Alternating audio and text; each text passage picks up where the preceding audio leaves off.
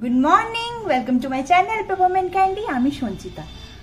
তো আজকে দিনটি হচ্ছে 22 জুন 2025 আর আজকে রোববার আর এখন বাজে এই 11:35 মতন। তো সকাল থেকে না মানে ভোর রাত থেকে এখানে বৃষ্টি শুরু হয়ে গিয়েছে আর এখনো টিপটিপ করে বৃষ্টি পড়তেই আছে।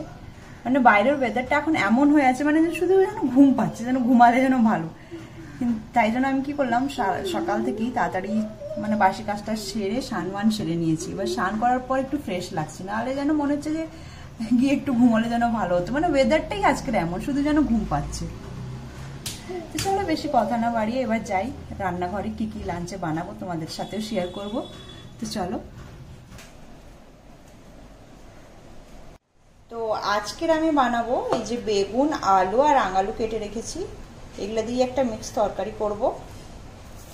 আর তার সাথে করব এই যে ফ্রিজ থেকে মাছও বের করে রেখেছি, মাছের ঝাল রোজের মতন, এটা কোনো চেঞ্জ নেই। আর তার সাথে এই যে পটলগুলোকে কেটে ফেলেছি, এগুলো একটু ভেজে নেব। আর এখানে আছে 2-3 রকম সবজি, এটা দিয়ে মাছের ঝালটা করব। আর আজকে না একটা মানে স্পেশাল বলতে পারো তোমরা, কারণ না এইটা মানে সব থেকে মানে আমার প্রিয়, এটা হচ্ছে আমের চাটনি। মানে যে কোনো খাবারের শেষে শেষ পাতে যদি একটু আমের চাটনি হয় না, তাহলে আর কি চাই। চলো এই এত কিছু এখন বানাই। তোমাদেরকে তো একটা কথা বলাই হয়নি, আজকের আমার বাবা মা আসছে, সাথে ভাইও আসবে। আসলে মায়ের একটা অ্যাপয়েন্টমেন্ট আছে ডাক্তারের সাথে, এখানেই কলকাতাতে দেখাবে ডাক্তার। তো বাবা মার আসতে সন্ধে হয়ে যাবে। আর আজকে আমার হাজব্যান্ডও গ্রামের বাড়িতে গিয়েছে, মানে আমার শ্বশুর বাড়ি যেখানে গ্রামের বাড়ি ওখানে গিয়েছে। চলো এখানে আমি রান্নাটাও বসিয়ে দিই। তো প্রথমেই আমি এখানে মাছগুলোকে এক এক করে ভেজে নিচ্ছি। আর অন্যদিকে ভাতও চাপিয়ে দিয়েছি, ভাত হয়েই এসছে, এবার নামিয়ে দিলাম ভাতটাকে। আর আরেকটি কড়াইও চাপিয়ে দিলাম, কারণ যেহেতু আজকের অনেকগুলো রান্না আছে আর আমাকে 1 ঘন্টার মধ্যে সব শেষ করতে হবে। চলো এক এক করে মাছগুলো নামিয়ে নিলাম, ভাজা হয়ে গিয়েছে 2 পিঠ দিয়ে। তো মাছগুলো নামিয়ে নিয়ে না আমি ওই কড়াইতে তরকারিটা চাপিয়ে দেবো। আর এই ছোট কড়াইতে না, এতে আমি চাটনিটা আগে বসিয়ে দেবো, আমের চাটনিটা। তার জন্য আমি আগে তেল দিয়ে দিলাম, তার মধ্যে ফোড়নে আমি দিলাম একটুখানি সর্ষে, গোটা সর্ষে, তার সাথে শুকনো লঙ্কা। আর তারপরে আমগুলো দিয়ে একটু নাড়াচাড়া করে তারপরে স্বাদ মতন একটু লবণ, হলুদটা কালারের জন্য দিলাম। আর এর মধ্যে না আজকে আমি যে ব্রাউন যে সুগার হয় না, ব্রাউন সুগার, ওটা দেব। তবে সুগার দাও যাই দাও, এই আমের চাটনি আমার না গুড় দিয়েই বেশি ভালো লাগে। তো চলো এই প্রথমবার আমি ব্রাউন সুগার দিয়ে আমের চাটনিটা করছি, দেখি কেমন লাগে খেতে। ব্যাস একে চাপা দিয়ে রেখে দেবো, এখন ফুটতে থাকবে। তো এইদিকে আমি তরকারিটার জন্য আমি একটুখানি পেঁয়াজ কুচিয়ে নিচ্ছি। আসলে তরকারিটা আমি একটু শুকনো শুকনোই রাখবো। তো চলো মাছ ভাজার কড়াইতে আমি তরকারিটা চাপিয়ে দিই। আজকের মাছের মাথাটা হলে বেশ ভালো হতো, এই তরকারিটা জমে যেত।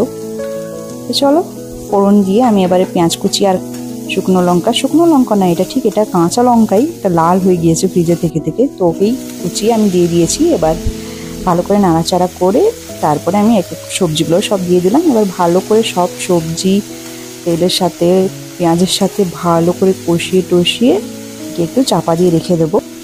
মাঝে মধ্যে ঢাকাটা খুলে একটু খুন্তি দিয়ে নাড়াচাড়া করে নেবো তরকারিটা, যাতে না নিচে থেকে লেগে যায়, যেহেতু আমি এটা শুকনো শুকনোই রাখবো। এবারে আমি একটু এর মধ্যে হলুদ গুঁড়ো, জিরে গুঁড়ো, ধনে গুঁড়ো দিয়ে দেবো। তারপরে আবার একটুখানি এটাকে ভালো করে কষিয়ে টষিয়ে আবার একটুখানি চাপা দিয়ে রেখে দেবো।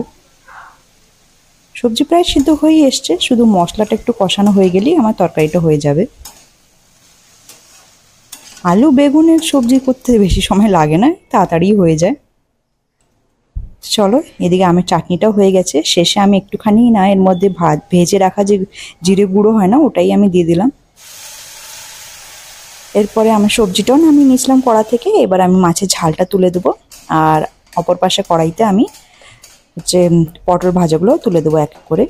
তো প্রথমেই আমি মাছের ঝালের মশলাটা কষিয়ে নিচ্ছি, আর এদিকে আবার কড়াইতে তেল দিয়ে আমি পটলগুলোও তুলে দেবো। পটলগুলো আগে থেকে ম্যারিনেট করে রেখে দিয়েছিলাম, মানে লবণ, হলুদ, গোলমরিচ গুঁড়ো, একটুখানি জিরে গুঁড়ো সব রকম দিয়ে একটু ম্যারিনেট করেই রেখে দিয়েছি। ব্যাস একে একটু তেলে একটু নাড়াচাড়া করে ঢাকা দিয়ে দিয়ে একে বানিয়ে নেবো। আমি অল্প তেলেই ভাজছি পটলগুলোকে, খুব বেশি ছাঁকা তেলে ভাজি না আমি।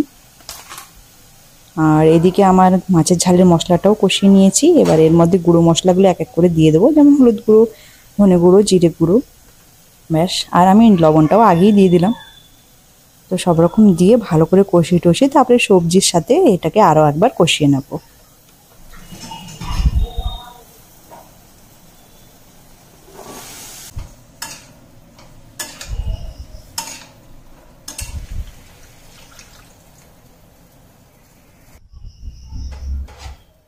এবার আমি এর মধ্যে পরিমাণ মতন জল দিয়ে দিলাম, দিয়ে ঢাকা দিয়ে একে ফুটিয়ে নেবো ভালো করে।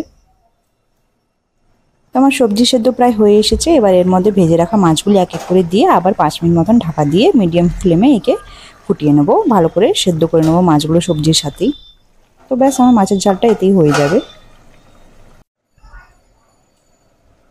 তো যেহেতু আজকের সন্ধেবেলা বাবা মা আসছে, তাই রাতের জন্য আমি একটুখানি এই কাবুলি ছোলা আর একটুখানি সয়াবিনের দানা, হ্যাঁ সয়াবিনের দানা একসাথে আমি দুটোই কড়াই ভিজিয়ে নিচ্ছি। এখন থেকে ভিজিয়ে রেখে দিচ্ছি, তাহলে সন্ধেবেলা করতে সুবিধে হবে ডিনারের জন্য। কাবুলি ছোলার তরকারি এর সাথে রুটি হয়ে যাবে ব্যাস, আর মিষ্টি তো থাকবেই সাথে।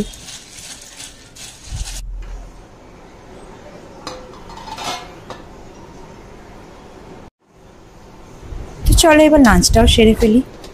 তো লাঞ্চে আছে আজকের গরম গরম ভাত, তার সাথে পটল ভাজা, আর তার সাথে আছে বেগুন আলু রাঙালো দিয়ে একটা তরকারি,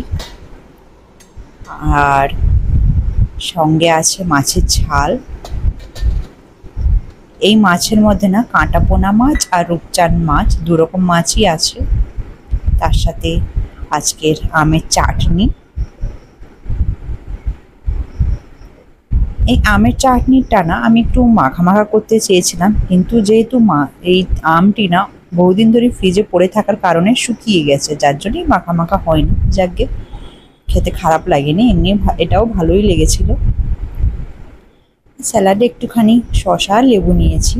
তো চলো লাঞ্চটাও সেরে ফেলি।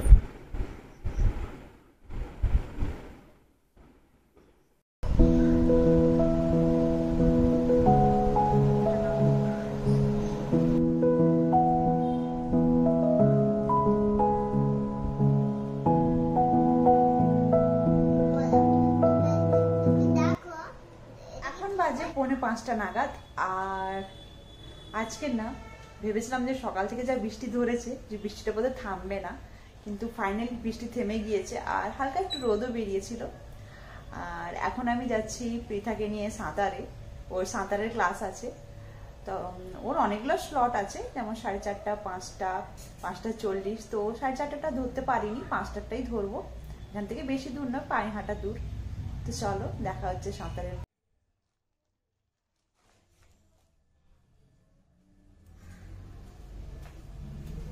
রেডি? চলো।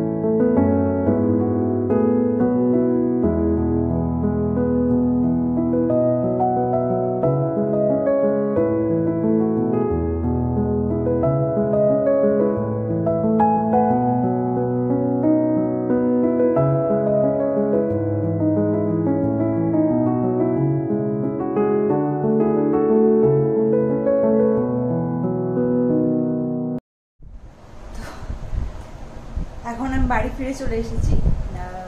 সাঁতারের পর পিঠাকে একটু পার্কে নিয়ে গেছিলাম, দিয়ে এখন আমি আমার চা নিয়ে চলে এসেছি। তো বাবা মা এখনো আসেনি, আর আমার হাজব্যান্ডও আজ গ্রামের বাড়ি গেছে, এখনো ফেরেনি। দুজনকেই ফোন করেছিলাম, রাস্তায় আছে। চলো আমি আমার চা শেষ করি।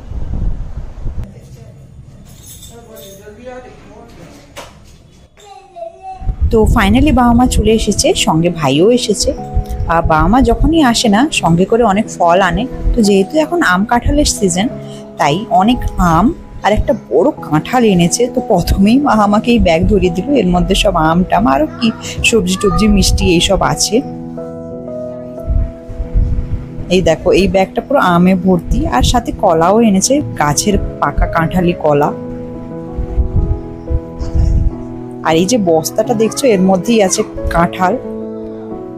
তো তারপর আর কি, তারপর সবাই মিলে একসাথে অনেক কথা হলো, গল্প হলো, খাওয়া দাওয়া হলো। আর এইভাবেই আজকে দিনটি আমি শেষ করলাম। তো চলো দেখা হচ্ছে আবার নতুন কোনো ব্লগের সাথে। ততদিন পর্যন্ত ভালো থেকো, সুস্থ থেকো।